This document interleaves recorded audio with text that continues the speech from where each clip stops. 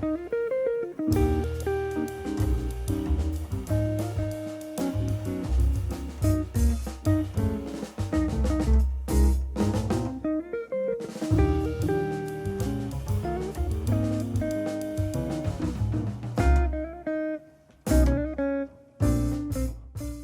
were you born?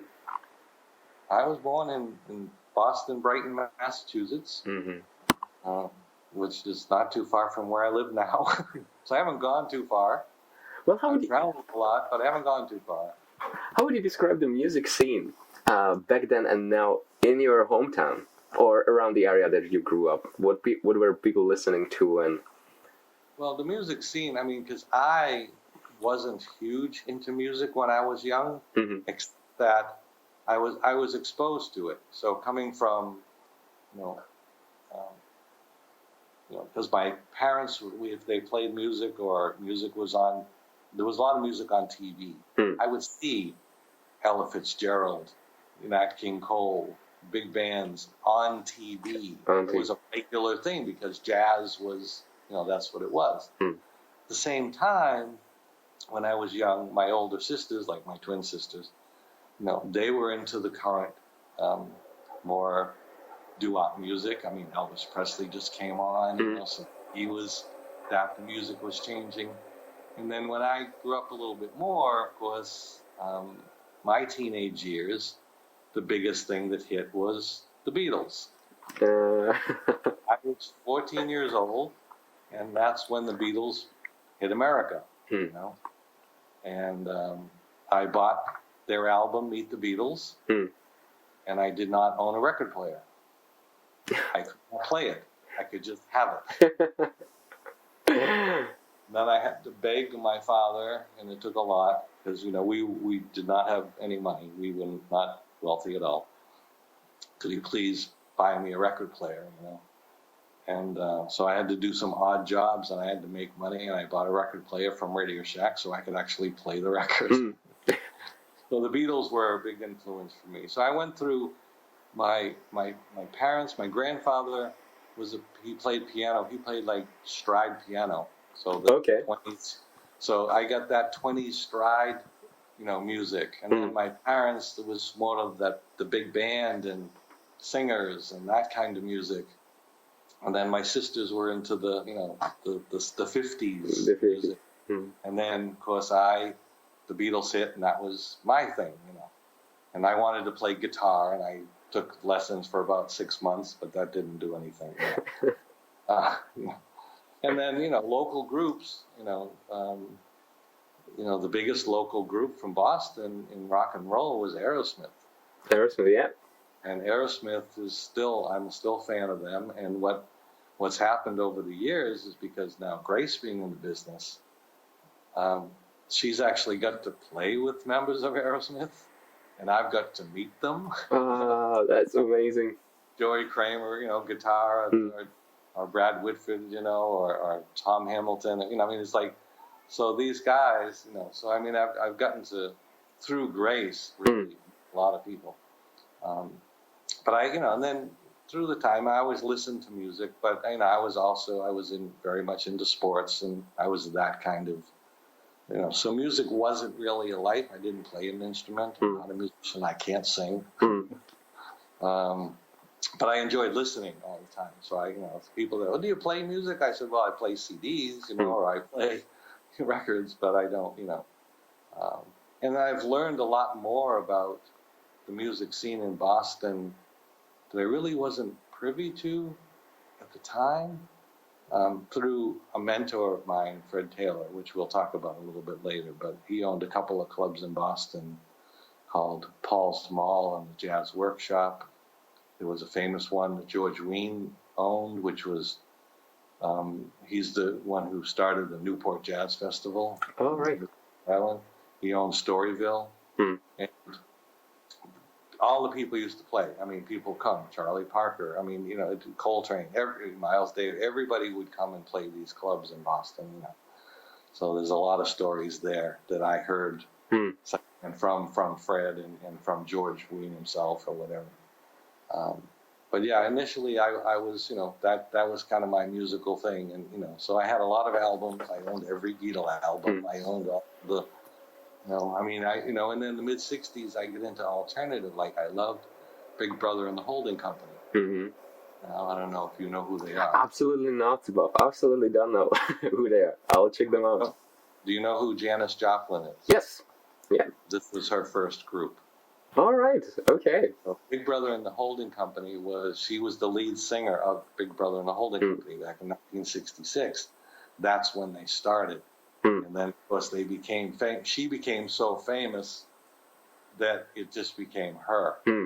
But so that was very alternative. WBCN was a radio station in Boston that played alternative music, and I was into that for a while. So I mean, I've had an eclectic myself exposure to music, all kinds of music, and the blues. I mean, it's all that stuff. So yeah, that's why I think I at least have a feeling or a sense for it. I can listen to it, understand it at some degree. What did you study? Well, I actually went to college. I first went for engineering. I was going to be an engineer. And that lasted about a year because I hated it. So I transferred to business. So I went to Boston University and I got a business management degree from Boston University. So I was a business guy. And I've always been an entrepreneur my whole life. When I was 23 years old, I went out on my own, started my own business, and had my own business since, in some form. I started in construction and remodeling and that type of thing, and I had that business. I was in solar energy, did sales for a while, and then went back into physically doing work. The big company that we did remodeling in the 80s, I did remodeling, and we had 55 employees, and did many, it was a big deal that I, worked on, and then things changed in the early 90s, and then I met Irene's mother. She owned a business, and then I owned a business, and then we said, well, we never saw each other, so one of us has to do something. So I gave up my business and joined her and hers until Grace became Grace, in the sense of it was, she was just a joy to be with. I mean, I've known her and been her dad since she's 2 years old. So that's, but when she always loved to sing and dance and make up stories and songs. And then when it started, it's like we'd come home from work and she'd go, oh, come see the new song I wrote, or come hear the new thing. So then after a while, it's like, well, we have to support this somehow. We don't know how, but, the passion is there. So basically, I kind of stepped away. I mean, we owned a retail store, and I kind of stepped away and started working with Grace. And Irene kept the store running, so we had some money. And the reason I did, because, I mean, I'm jumping all over a little bit, but getting into the business is I had no clue about music business. I was not in anywhere, shape, or form in the music business. Again, I was a builder, or a retailer, but I didn't know music. So I used to go to this club, Scullers Jazz Club in Boston, one of the most famous jazz clubs in the U.S. And this guy, Fred Taylor, he was the guy who booked it. Kept, Grace. So Grace did her first CD, which is another long story. We'll get it. But and I kept going to him. So, oh, you want to hear Grace? It's my daughter. She's wonderful. Yeah. Yeah.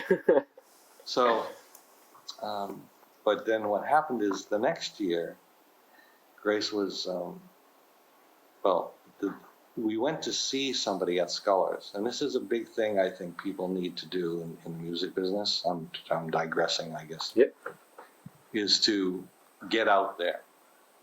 Get out of your room, stop shedding in your room, and get out there and meet people and do things and see people perform. So we always took Grace to jazz clubs, Broadway shows, concerts, classical, whatever, we took her. She was there as an audience, even from the age of 4 or 5 years old.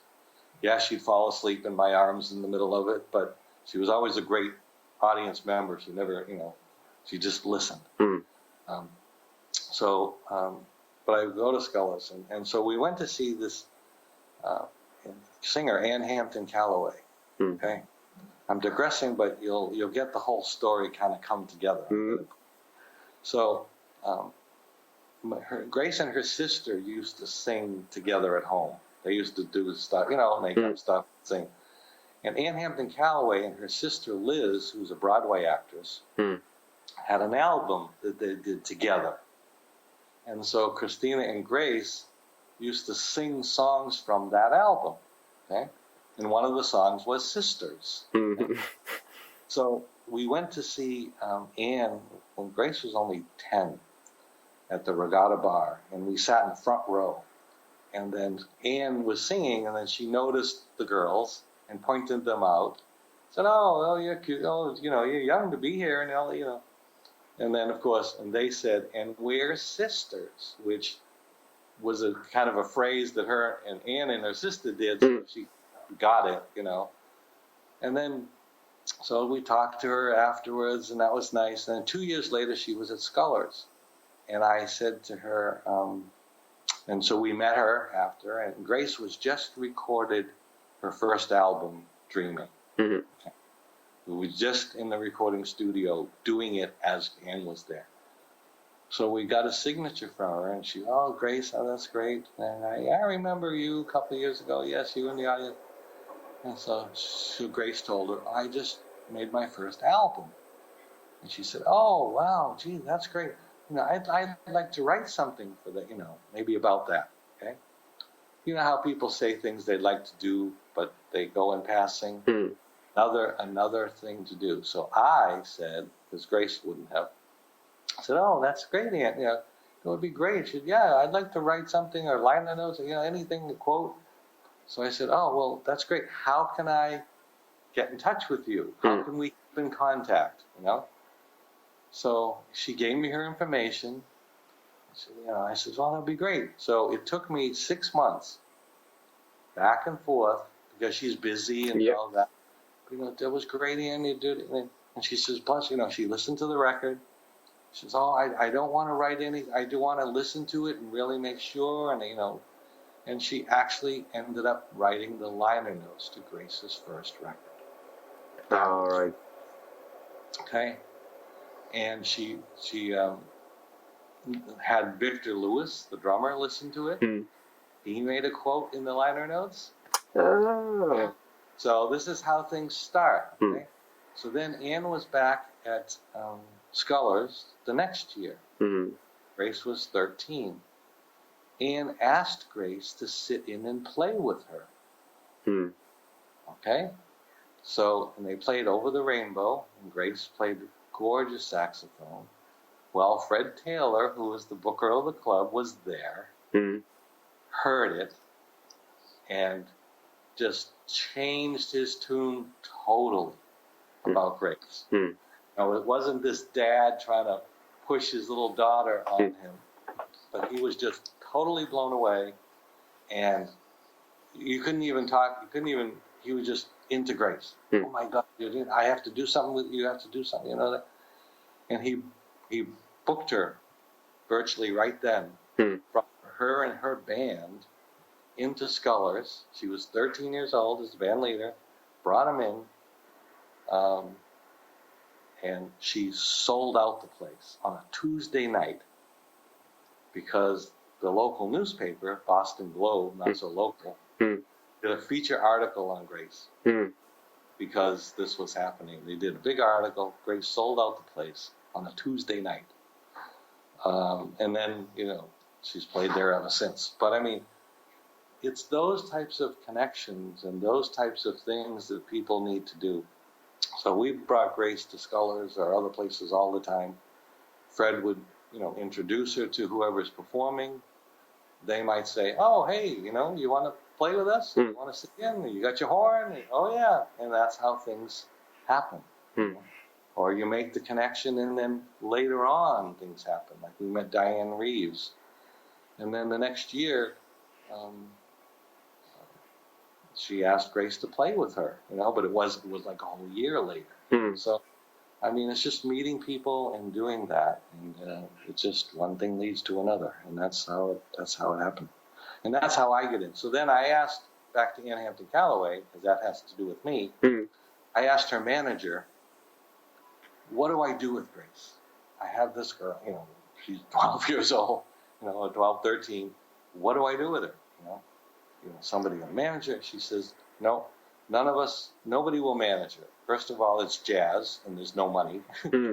2, she's really young and, there's not a lot for us to do. It's a long-term development. But she said, you could manage her. She says, it's not rocket science. It's not rocket science. It's just people business. So she said, if you do this for 2 years, you'll be just as good a manager as any of us. So that's what I decided to do because nobody else would. Yeah. That's what I did. So I said, all right, fine. I like people. So I will do that. And it just became one to the next. And Fred Taylor, being the mentor that he was to me and Grace inspired him, he was a huge help to us. So so it's great to find mentors in the business. Grace, Fred is now, this year is going to turn 90. Also 90. He's been in business for many years. He's seen it all. I should move to Boston. People live very long in Boston. Yes. So, yes, my mother passed away at 101. Very blessed age, very blessed age. So Fred, and that's the thing. And then just one thing leads to another. So that's how I get into the business of managing, because I had to manage Grace, because nobody else would. And I said I had to support this talent, because, we would say, her mother didn't want her to do it. Her mother, I don't want you to be a poor jazz musician. No, you just, study, go to school, do your thing, But she just ate, drank, slept music. I mean, she just, like I said, she picked up saxophone at 10. Piano, you'd have to play it, practice, Saxophone, never. She picked it up, loved it. Now it's like, Grace, go to bed. It's midnight, you're in 4th grade, put the horn down and go to bed, So that's really, she just had that connection to it and that instant, thing. So I said, I have to support it. So that's what got me into the business. And then, talking to other managers, talking to other artists, and then just had to learn. And Fred was a big mentor, and we just did it. Make mistakes. But the biggest thing is to be out there, to be seen, to be nice.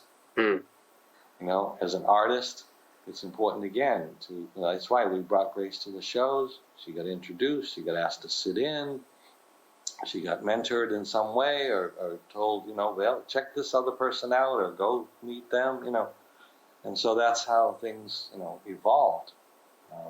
And it was really a thing. And that's a huge part of the business. And then her as an artist, as a manager, I would tell an artist, be on time. Know your craft.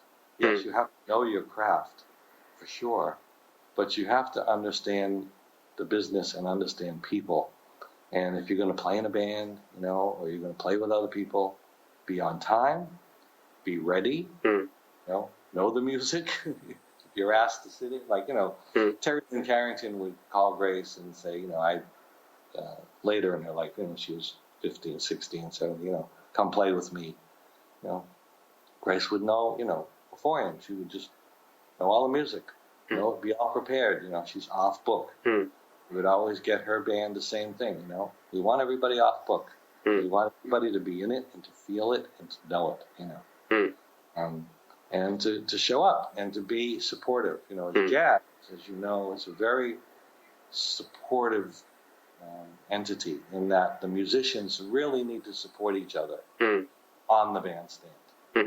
And if they don't do that, then, they're trying to be themselves, do their own thing, kind of without the group rather than within the group. We want you to do your own thing, but within the group. Then I've had to make some decisions where, you're a great player, but not with us. Because especially when Grace is so young, it's important. And she couldn't play with her peers because nobody could play at her level. Everybody that she was playing with, like John Lockwood, he was 50 years old. Yeah, they were older, yeah. They were all older and seasoned. He had played with Stan Getz. He had played, but the first day in the recording studio, it's like, Grace, right here on this part, what would you like me to do here? How do you want me to play this? There was no condescending at all. Treated her as an equal because they heard her play and they knew she had the goods. They really treated her as an equal. And everybody that did, that was there. So that's why and people did it and they embraced her and they nurtured her and Lee Conant's, that was another one. It's all serendipitous, and that's what you need to do. Go with the flow. Go with the flow. You really got to go with the flow, and you can't make anything happen. It just does, but you have to be ready, be available, be nice, and just go with it. As a manager, my philosophy, one of the things was, if you're going to deal with people or talk to people or try to, start at the top. Don't start at the bottom. And I say that because if you, let's say from 0 to 100, right? And, if you start at the bottom, 0, 1, 2, 3, 4, if you start at the top and ask the person at the top, will you do this with me? Or can I do that? No. Okay. You ask somebody else. No, no. But you've asked, and then finally somebody says yes. Who's that person? Maybe they're at 80. Look at how much you missed having to do. You didn't have to go 1, 2, 3, 4 up to 80. You started at 80. Now you're there. You've got that. Now you can work up from there. And that's what we've always done. Always go for the best, ask the best, feel it, and then get people involved, So, I asked Fred, who was the guru of music in Boston, okay? Nobody knows more about it than he.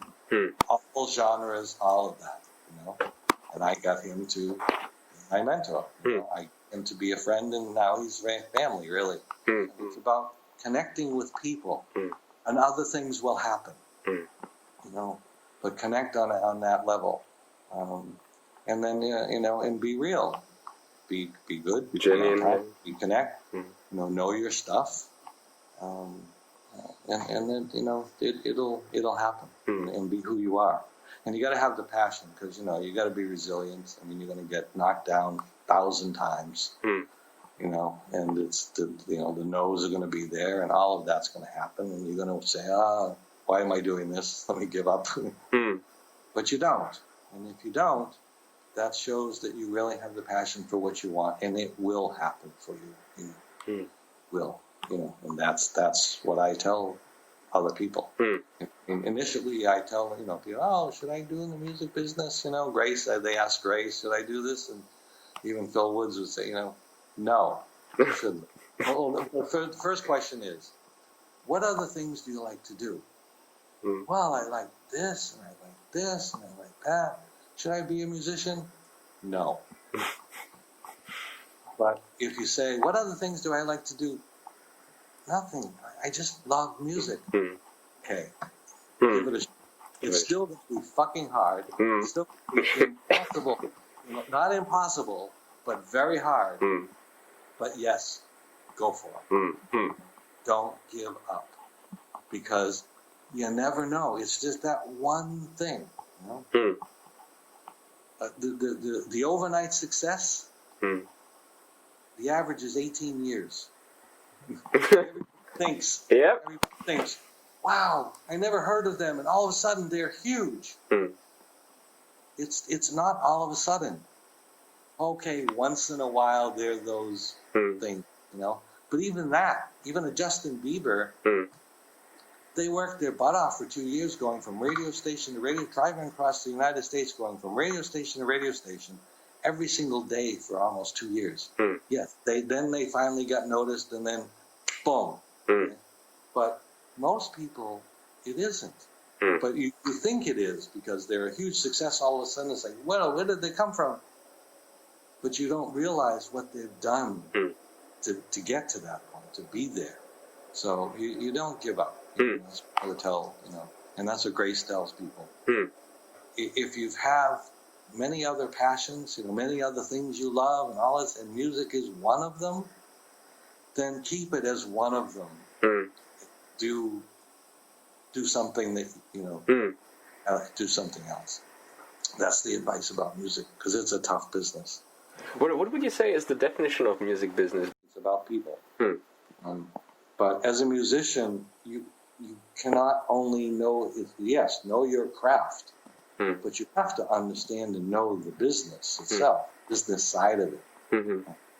Negotiating, the money, how people do business, you know, what are the do's and don'ts, and you know, that side of it. You have to know. I mean, you have to be well-rounded in the music business. Every musician needs to understand. They just can't be the artist unless they have somebody who's really kind of letting them do that and doing everything else for them. But that's not generally the case. And they have to do it all. Okay? And even more so now, they have the ability to do it all, which they didn't have before. Because before the music business, there were a lot of gatekeepers.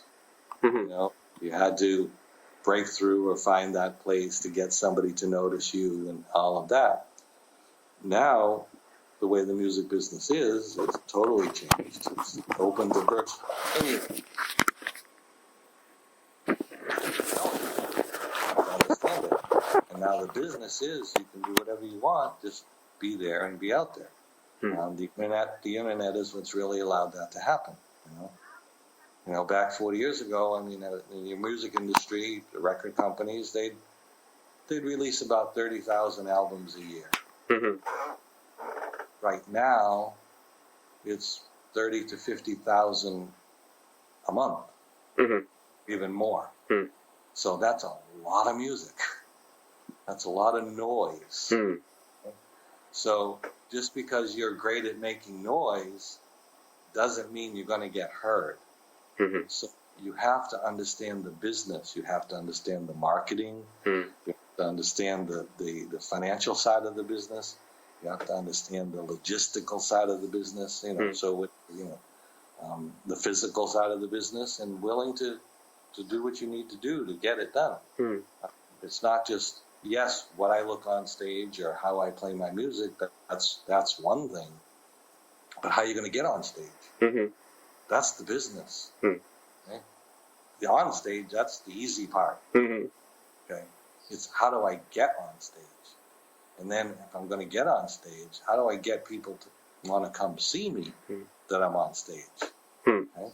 And how am I going to, if I'm going to get on stage, and if I'm going to, you know, a club owner or a festival owner or whatever says, okay, yeah, you're amazing, you're great. So how am I going to make money? In other words, are you going to put people in the seats? How are you going to do that? You have to prove to them. So you have to be ready, you know, as far as your music, you have to be educated in your music and understand your craft and your instrument and all of that. But you really have to become an entrepreneur. You have to you have to, and you have to be proactive. You have to go out there, you know, go for it.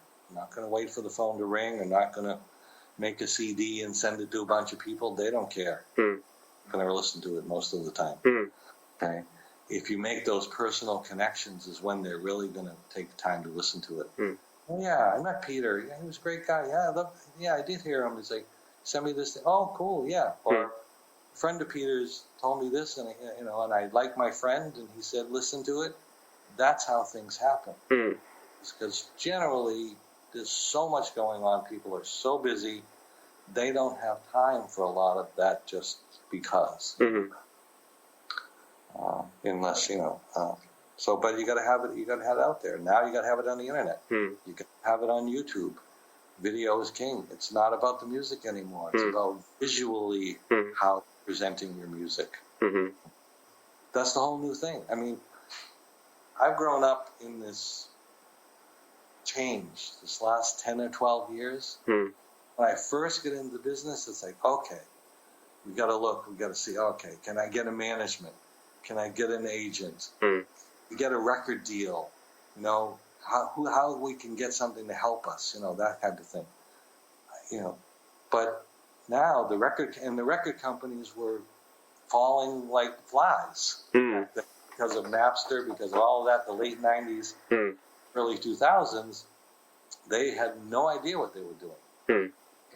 I mean, because everything was in chaos, because all the streaming and the downloading and, how do we do this? How do we make it?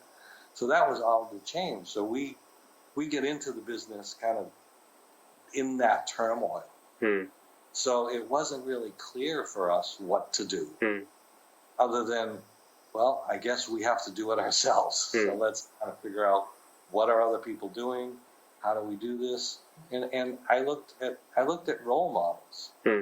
There's another thing: find an artist or two artists that you really connect with, that you see as a role. I would love to have their career, love to do what they do, and then look back at their career. What did they do to get where they are? Okay? Emulate that. Reach out to them. Talk to them. Yeah, they're a big star. They're not going to talk to me. They may say not. They may never hear, but then you can. I mean, Grace is found, especially now on the internet. If you Instagram somebody or Facebook somebody, another artist, sometimes they'll answer you back. She's connected with people, even that, Directly. Never heard them, they don't know you. But you're reaching out to them, not to say, well, what can you do for me? But you're reaching out to say, I love your music, I love the thing, I'm an artist, I'm really inspired by you, and then you start to make a connection, and then things happen. What we did with Grace early in her career, because she was so young, we looked at young artists and what were they doing? How were they becoming, who they were? And we noticed one artist, she's a singer-songwriter called Sonia Kitchell. Sonia Kitchell. Yes, but what we noticed is she was winning all these awards.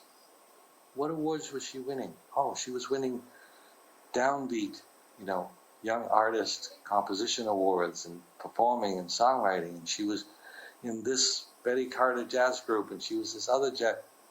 Oh, what are those things? I looked them up. Oh, Grace. Let's apply. Grace applied for Downbeat Music Awards. She won 12 of them. She was actually, on the cover of the awards section in Downbeat magazine when she was 14. Because we saw what Sonia was doing. Oh, we did that. Get the accolades. How do I get accolades? How do I get people to notice me?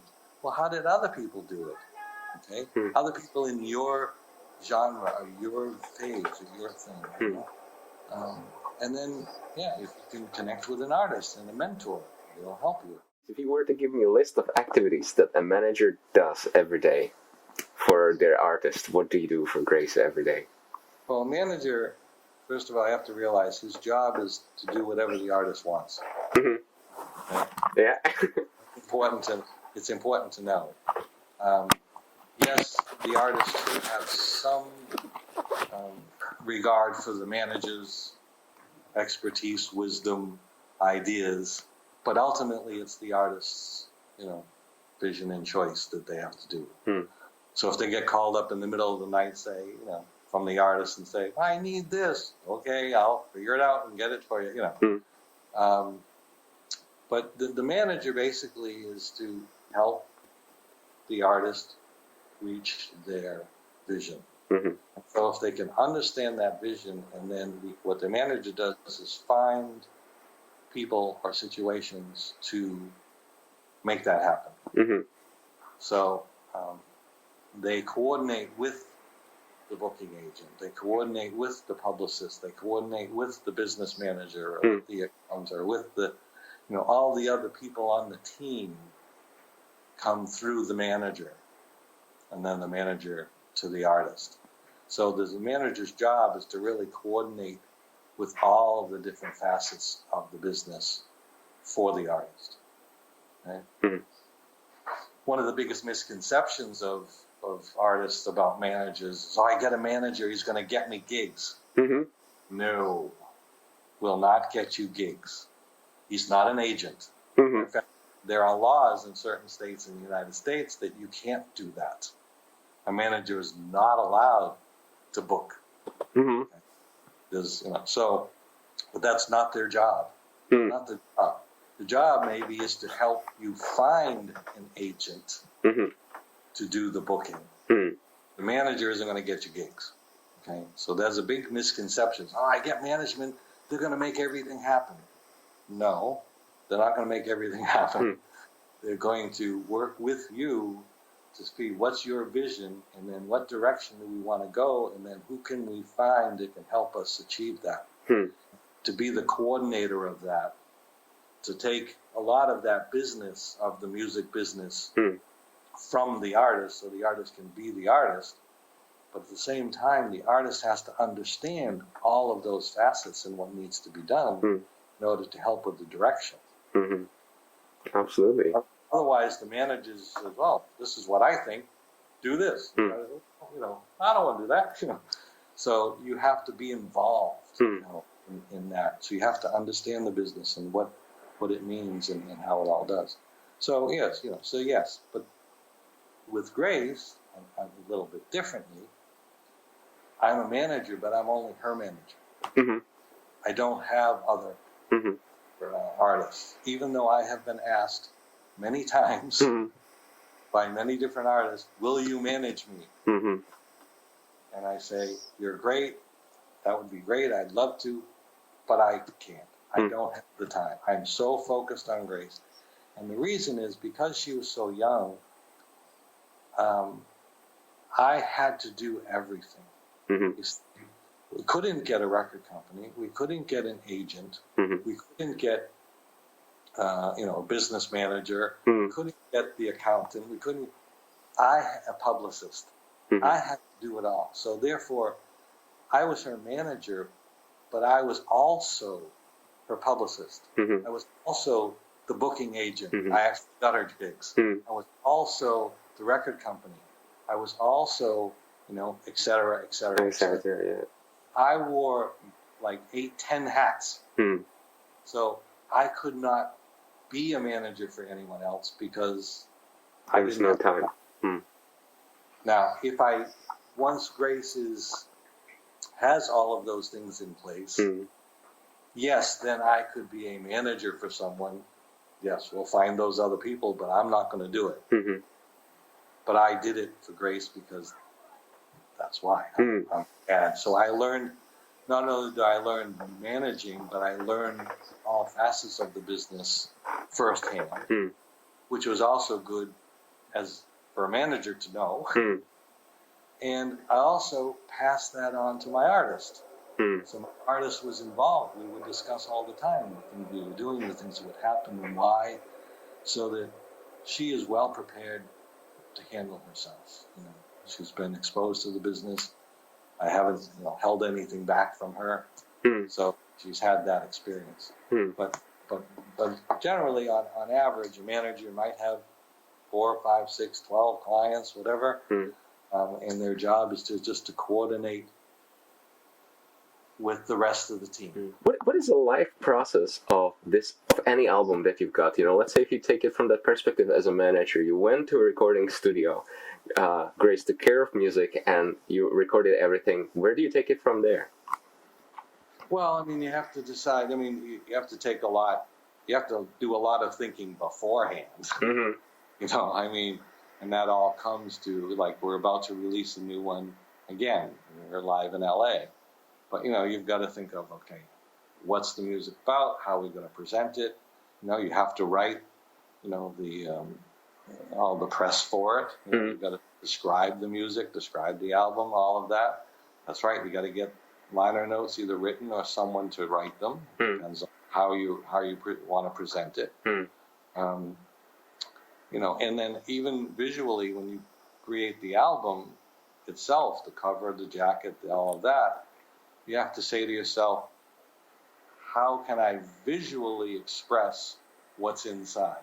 Because you want to get that,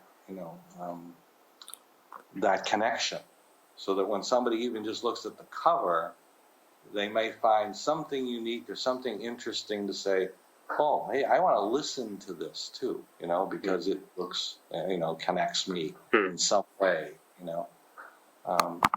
But then what we've done, we've always, we self-produced, we started our own record company in that we just self-produce. So I go through and have them made through disc makers. And then I distribute through online, through CD Baby and through other,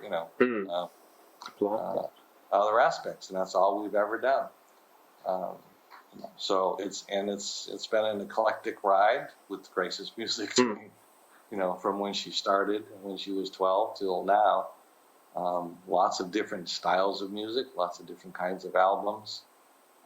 Some pretty eclectic, most of them pretty eclectic within each other, and some of them, where she did the Grace album, which is sort of that religious music, or Graceful Lee is more improvisational, But yeah, so then we just go there, and then if I try to get somebody to write it, if you hire a publicist, which I have some of them, then they'll work the album in a sense of trying to get it to, Downbeat or other magazines so they can get reviews, which again gets you, the exposure that you need, or exposure you need to get to say to, and then if you have a booking agent, they use those kinds of things to say, hey, to the, person, so it's all a process of trying to work through that. And if you feel, again, you have some money and it's worth it, you say, well, maybe let's try radio play. If I can get some radio play, so you need a radio promoter, and we've done that with a number of tracks, a number of songs over time, if you can get some good play, you actually can recoup and make some money too there. It's worth it. It's worth it, to do that.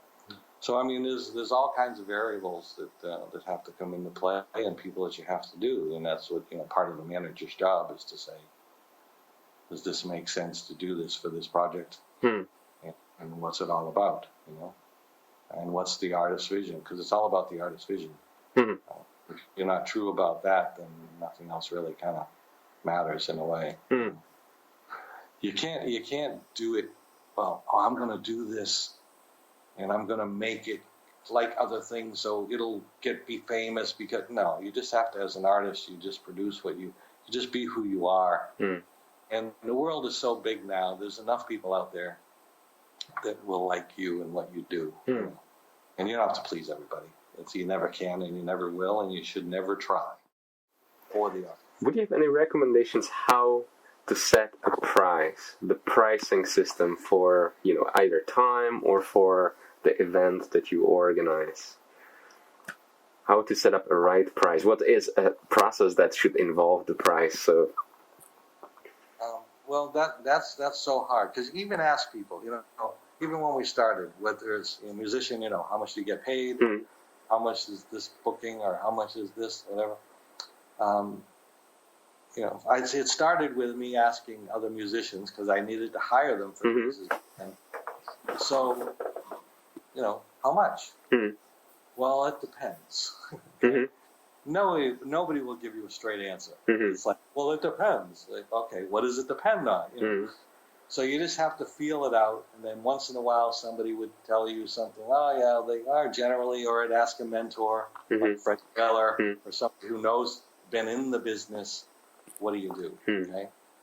So I get a lot of my information from Fred because that helped me. So I knew what range we were in. So then, I would make an offer to a musician. This is what I have, and I figured out, okay, if this is what for the gig, this is what I can afford. You in? No, I can't do it for the fine. Next. Basically, it's like a puzzle, right? You were gathering. It's a very puzzle. It's just an incredible puzzle, And and then of course within the band, musicians talk to each other, so you have to pay them the same, or unless there's a real reason why somebody is different, because they're also musical directing or they're doing something more. But.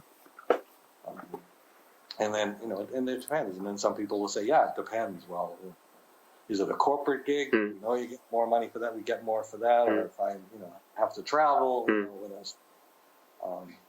But it's still that way. And even for gigs, even the agent, like how much. What I would do for people, because I would never know, people say, oh, we'd love to book Grace, how much?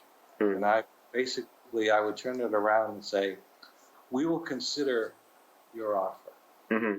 So send me an offer. Send me an offer and see where we can take it from there. We'll consider your offer. Okay? That way, and they didn't always do that. They would say, no, tell me how much. But a lot of times they would send an offer. Okay? So now I have a sense of what they're willing to do. And now I'm saying, okay, how does that fit with what I can do? Okay? Offering me, $2,000, and wait a minute, I have to pay this for the musicians, I have to do this for travel, I have to do this for thing. There's nothing left. Can't do that. Okay.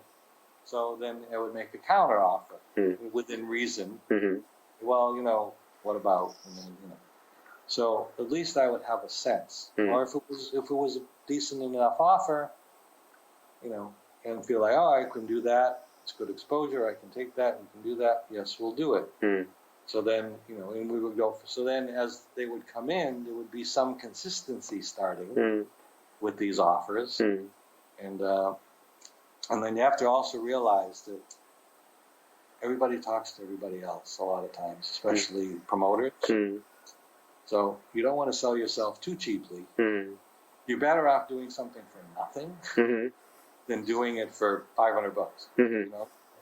Because once you set your price, that kind of goes out there too, either as a musician or as a headliner. You have to be wary of that. So, what's your opinion on playing for free for young musicians?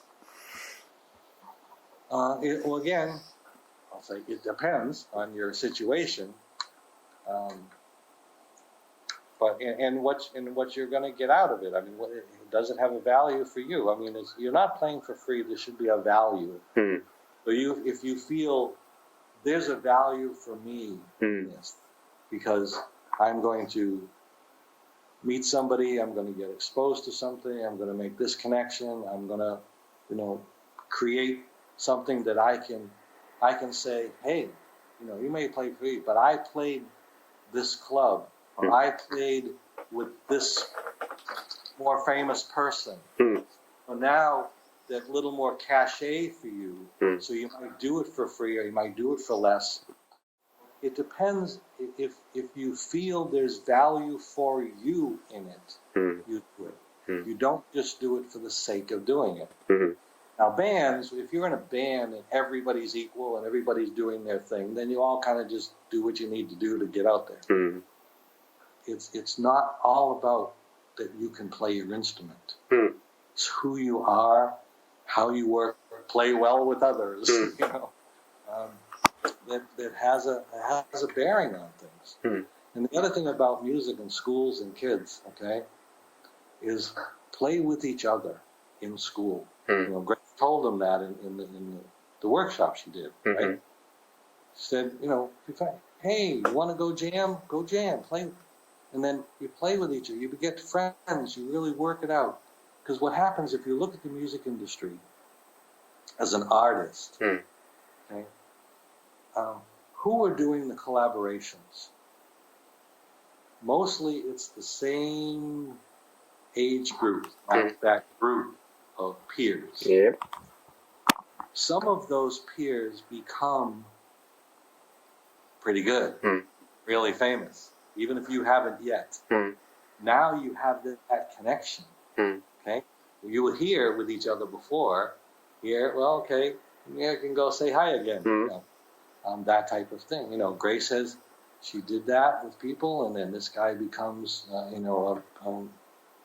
great composer, and doing film scoring, film composing. And then, Grace, they need some songs. I like your song. Can we use it? You know, so there's lots of different ways to make it in the music business and to make money and to do things. It's not just playing live out in front of people. You know, you can be behind the scenes. You can be a composer. You can be a songwriter. You can be a performer. You can be a, tech guy. Or, all kinds of things.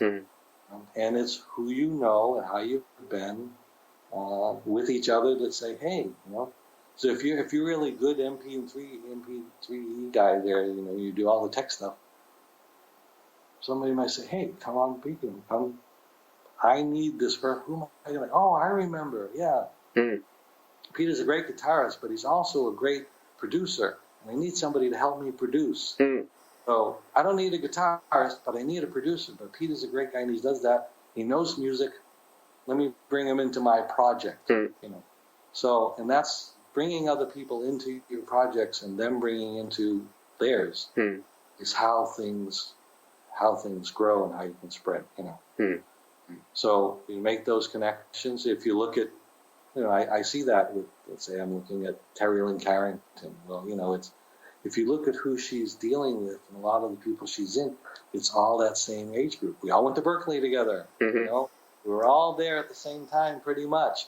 We all struggled together. Okay? But now, and then, so that type of thing. Or Esperanza Spalding, or Robert Glasper. If you look at who they're collaborating or playing with, and if you go deeper, you'll find out it's their schoolmates. It's their, it's their, people that they had worked with in that same way. And I think because when they did that, what happens when you're schoolmates is you kind of get to really know the person. And you kind of know each other, and okay, yeah, I can trust this guy. I feel good about it.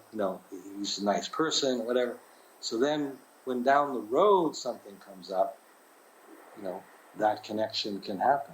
And that word got out that, well, this guy's only going to go to the next best offer, and you never know if you really have them. And, you may have him committed to your project, and halfway through it, he's going to leave you. That's not a good reputation to have.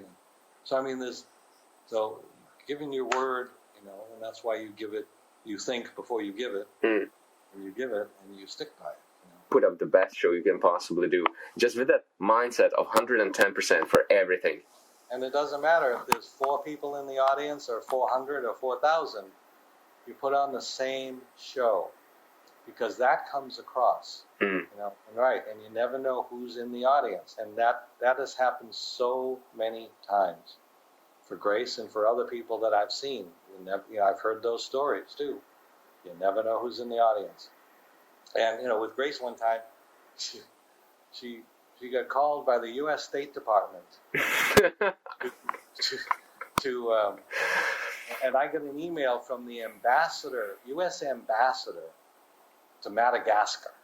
Okay, and at first I thought this was a fake thing, like one of these scam. Yeah, scam phone calls or something like that. To steal everything. I was like, so I Googled it. Who's this? Okay, the names are all right. I'll answer it. I'll open the email. Turns out that the ambassador wanted Grace to be one of the jazz ambassadors from the U.S. State Department to come to Madagascar, and And she did that for 10 days. They flew her all down, the whole thing, that, Comoros Island. She was the ambassador for jazz. How did he find out about Grace? His mother saw Grace perform at the Rochester Jazz Festival and called her son and said, "This girl's amazing. You have to know about her." Because his son had said to her, "If you ever see anybody, let me know." That's how that happened. It's a randoms, right? Strangest circumstances possible. And we did not even know that his mother saw her. So even though even at the moment you don't know who was in the audience, who was in the audience could have an effect on you, down the positive or negative, because somebody in the audience may say, oh, somebody will say to them, "Oh, I heard about this person. I saw them. Oh yeah, I saw them. Yeah, they weren't that good. They really did this and did that, you know." Oh well, never mind then, because there's so many people to choose from. So that's why you're right. You do your best every time. You pretend that you're playing for 1 million people. I don't care, but you do the same. I don't know how many people and what the situation is. You give it your all, and it will pay off. It will. It really will. At some level, it will. And you never know what level, and you go with the flow. And you may be a musician. You may turn into being a producer. You may turn into being one of the greatest booking agents, one of the managers in the business. Even though you're a musician, you start out to be a musician, but you may turn out to be one of the greatest managers in the business. So you never know where these roads are going to take you, and you just be open to what life kind of offers you, and you see, does it feel right? Does it make me happy? If I'm happy, I'll do it. If it doesn't make me happy, don't do it. It's the same thing with anything, you do, your goals. Like, if I have a goal, or I have an idea what I want to be now, is what I'm doing at the moment getting me closer to that goal or not? If it's not, then don't do it. If it is, then you do it.